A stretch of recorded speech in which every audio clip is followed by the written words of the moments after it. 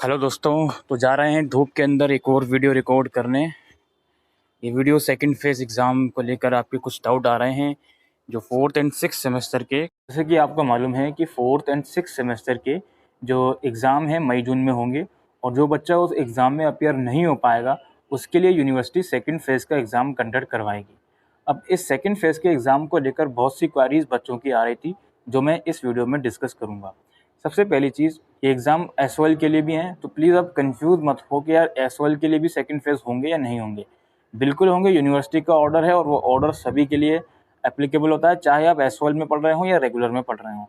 तो आप लोगों के लिए सेकंड फेज़ के एग्ज़ाम का जो ऑर्डर है वो आप लोगों के लिए भी बिल्कुल एप्लीकेबल है, इस चीज़ के लिए टेंशन मत रखें।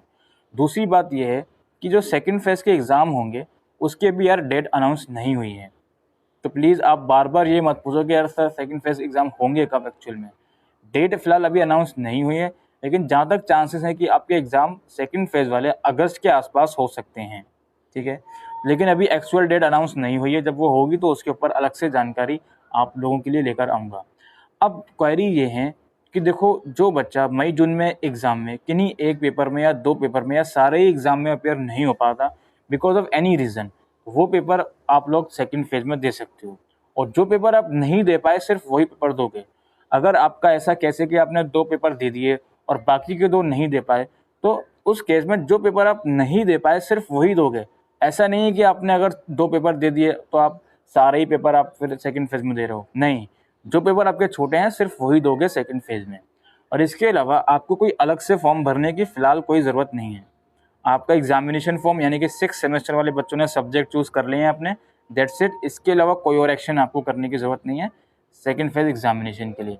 सिमिलरली जो 4th सेमेस्टर वाले बच्चे हैं, आपने 4th सेमेस्टर के सब्जेक्ट चूज़ किए हुए हैं अलॉन्ग विद 3rd सेमेस्टर, तो आप लोगों को कोई भी एक्टिविटी करने की ज़रूरत नहीं है इन सेकंड फेज़ के एग्जामिनेशन के लिए। अब जो नोटिस आया था उसमें एक पॉइंट लिखा हुआ था कि यार कोई जस्टिफाइड रीज़न की वजह से अगर आप अपीयर नहीं हो पाए, तो आप सेकंड फेज़ में एग्ज़ाम दे सकते हो। तो बच्चों की क्वेरी ये आ रही है कि सर मैं ये जस्टिफाइड रीज़न जो है ये कहाँ से लेकर आऊँगा? चलो मेरे पास जस्टिफाइड रीज़न है भी, तो मैं इसको सबमिट कहाँ करूँगा? देखो, इस चीज़ के ऊपर अभी यूनिवर्सिटी ने कोई भी क्लैरिफ़िकेशन नहीं दी है। यूनिवर्सिटी ने अभी ये बिल्कुल बात नहीं कही है कि जो भी अगर रीज़न वो लोग माँग रहे हैं तो क्या इसके लिए कोई फॉर्म निकालेंगे रीज़न सबमिट करने के लिए? ऐसा यूनिवर्सिटी की तरफ से अभी कोई भी नोटिस नहीं है। अगर नोटिस आएगा तो आई विल इन्फॉर्म यू, आप लोग परेशान मत हो, ठीक है? आपको हर एक जानकारी मिलेगी कि क्या आपको सेकंड फेज़ एग्ज़ामिनेशन के लिए कोई अलग से रीज़नेबल फॉर्म भरना है या नहीं भरना। अभी फ़िलहाल आपको कुछ नहीं करना। और जहाँ तक प्रीवियस ईयर्स का एक्सपीरियंस है, फ़िलहाल तो कुछ नहीं करना होता। लेकिन एक चीज़ मैं आपको साफ क्लियर कर देता हूँ यहाँ पे कि जो सेकंड फेज़ की बात हो रही है यूनिवर्सिटी की तरफ से, वो पहली बार नहीं हो रही है। पिछले 3 सालों में भी ये सेकंड फेज़ का एग्ज़ाम कंडक्ट हुआ है, 2020 में भी, 21 में भी और इवन 2022 में भी। लेकिन उसमें एक बात कॉमन थी और वो कॉमन बात ये थी कि वो ऑनलाइन एग्ज़ाम थे और अब जो एग्ज़ाम आपके हो रहे हैं वो ऑफ़लाइन हो रहे हैं। तो ऑफ़लाइन एग्ज़ामिनेशन को दोबारा से कंडक्ट करवाने के लिए, स्पेशली एसओएल के लिए, एक प्रॉपर रिकॉर्ड होना चाहिए, एक प्रॉपर डाटा होना चाहिए कि कितने बच्चे इन सेकंड फेज़ एग्ज़ाम में अपीयर होंगे। तो इस वजह से एक पॉइंट दिमाग में ये आता है बार-बार मेरे कि हो सकता है वो लोग आप लोगों से कोई फॉर्म भरवाएँ। फॉर्म भरवाने का मतलब है कि आप लोगों से कोई अंडरटेकिंग ऐसा भरवाएँ कि जिससे आप ये उनको बताना चाह रहे हो कि हाँ जी, मैं सेकंड फेज़ में अपीयर होऊँगा। क्योंकि यार देखो, ऑब्वियस सी बात है कि यार सेकंड फेज़ के एग्ज़ाम रेगुलर के भी होंगे और एसओएल के लिए भी होंगे। तो एसओएल को भी एग्ज़ामिनेशन सेंटर तो बुक्स करने पड़ेंगे, ठीक है? तो उसके लिए उनके पास एक प्रॉपर रिकॉर्ड तो होना चाहिए एटलीस्ट कि हाँ जी, इतने बच्चे अपीयर होंगे सेकंड फेज़ के लिए। ऑनलाइन ओबी के लिए तो कोई एग्ज़ामिनेशन सेंटर की टेंशन नहीं थी उनको लास्ट ईयर तक, तो उसके लिए तो कोई ऐसा फॉर्म उन्होंने नहीं निकाला। लेकिन इस बार एग्ज़ाम ऑफलाइन है, तो ऑफलाइन एग्ज़ामिनेशन के लिए कोई प्रॉपर डाटा तो होना चाहिए उनके पास कि हाँ जी, इतने बच्चे हैं जो सेकंड फेज़ के लिए एलिजिबल हैं या अपीयर होना चाहते हैं या जिनका मई जून में पेपर छूट गया था। तो उस चीज़ के लिए हो सकता है एसओएल कोई फॉर्म निकाले। लेकिन एज़ आई सेड कि अभी आप लोग टेंशन मत लीजिए। आप लोग अगर मई जून में अपीयर हो सकते हो तो अपीयर हों, नहीं हो सकते कोई दिक्कत नहीं है, नहीं हो अपीयर। आपका जो भी कॉम्पिटिटिव एग्ज़ाम है या सीए, सीएस का एग्ज़ाम है, उसकी आप तैयारी कर रहे हो, उसकी वजह से अपीयर नहीं हो सकते, कोई दिक्कत नहीं है। वो आपका जस्टिफाइड रीज़न है, कोई आपको रोक-टोक नहीं होगी। और आपका खुदा ना खास्ता कोई ऐसी सिचुएशन आपके साथ क्रिएट हो गई, तो वो भी जस्टिफाइड मानी जाएगी, आप लोग टेंशन मत लीजिए।